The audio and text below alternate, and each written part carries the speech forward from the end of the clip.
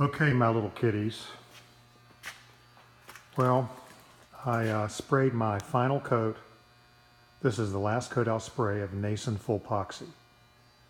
I had a lot of bare metal peeking through and skims of Bondo to bring this shape in line. So I've painted the sides mostly, a couple little spots here and there, but mostly the sides. And this is how it came out. This is what I'm going to go with as far as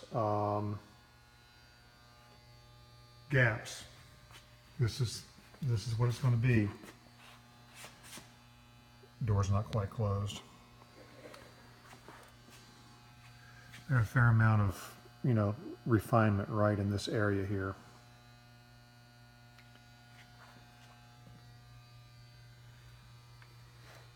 It's been sanded many, many times.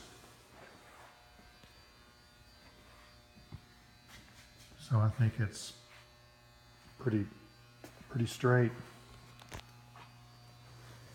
So that door could drop just a skosh.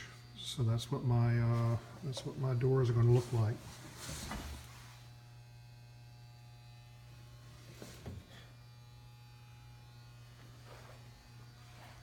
Clean the shop up so I wouldn't trip and kill myself.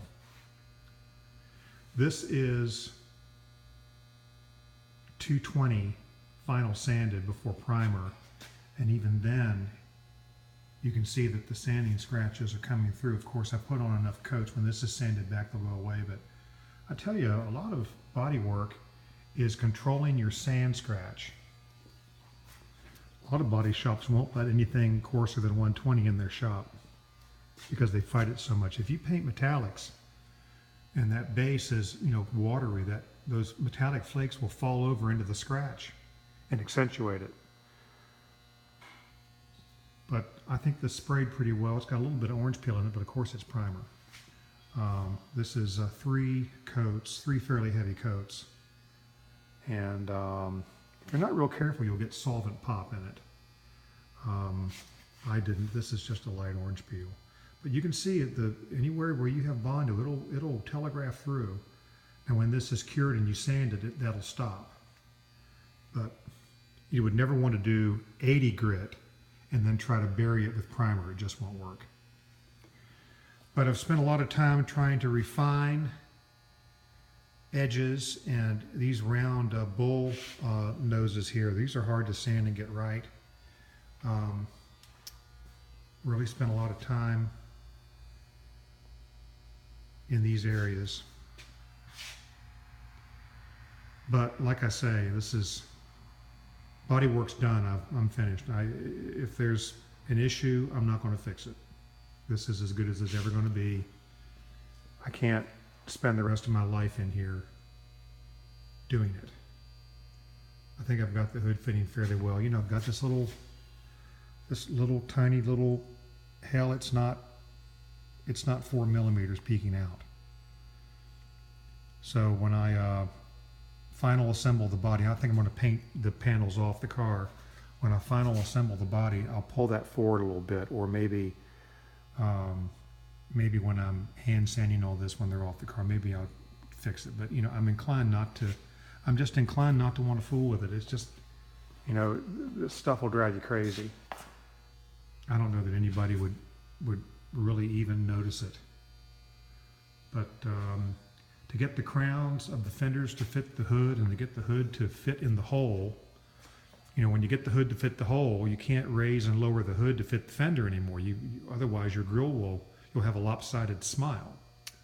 So when you get the hood hole in the front right, then when you look at the rest of your profiles, and if they're wrong, you have to move something else. So it's a 3-dimensional puzzle. Some things take priority over others. The front valance and the hood fit in the valance and the headlight bucket fit is really important.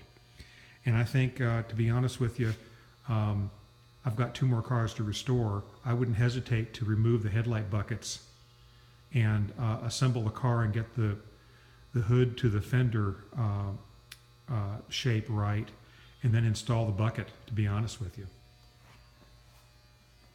I mean, it'll drive you crazy. Anyway, so here we are. I'm going to go to Virginia for a couple days, and I have to work up the East Coast.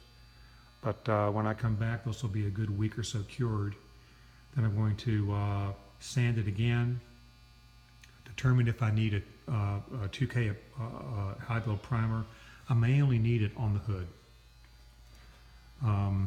I didn't want to spray the hood this particular time because there's no metal peeking through, and I didn't want to have the build film of the primer and then they just have to sand it off. I don't want an extraordinarily thick paint job, so I decided not to do that. And what I might do is, rather than put a new layer of full epoxy on it, I'll give it one layer of high build primer maybe and sand it and see if I can get away with that. The rest of this, I am suspecting, doesn't need high build primer on it.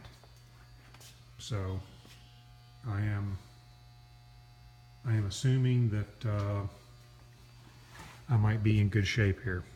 I've got a bug. One bug. It's the middle of April and I've got one bug. Interestingly, the guy that moved in next door is a high-end hot rod body man and painter.